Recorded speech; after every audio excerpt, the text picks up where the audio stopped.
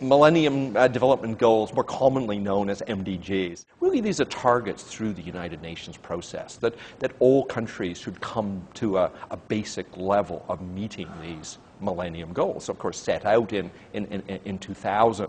The problem, of course, is with the financial crisis and with the stresses at the national level, we're having problems meeting those, and certainly with the least developed countries in particular. So, of course, this has huge importance. These aren't things that are esoteric. These are real fundamental problems for countries. How do they deal, again, with communicable diseases? How do they deal with childbirth? How do they deal with even things that are sort of stretching out from the Millennium Goals on clean water and so on? These are sort of fundamental issues. And again, when you see a country like Haiti today, I mean, you get a sense that these basic questions are really important.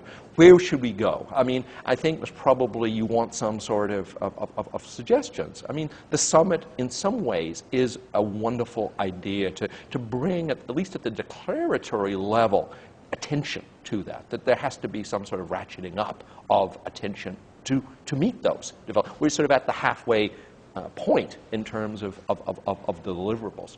But also, I think, makes us think about, in times of financial stress, how are we going to get the money to deliver those MDGs? And I think here there's some sort of creative thinking, not to sort of outsource everything to the private sector, but I think there can be some areas of sort of creative partnerships between governments, certainly the governments that act and belong to the summit, but also sort of private sector and philanthropic activities that have attention on those issues.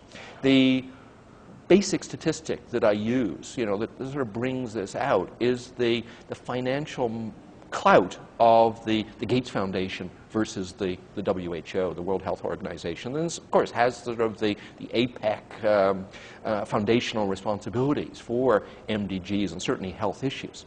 In 2004, the Gates Foundation spent more on international health than the WHO. I mean, this shows in some ways the capacity and the resources, the deep pockets of private sector. And I think when we're talking about sort of innovative sources of finance, new creative sources of public-private partnerships, this is important.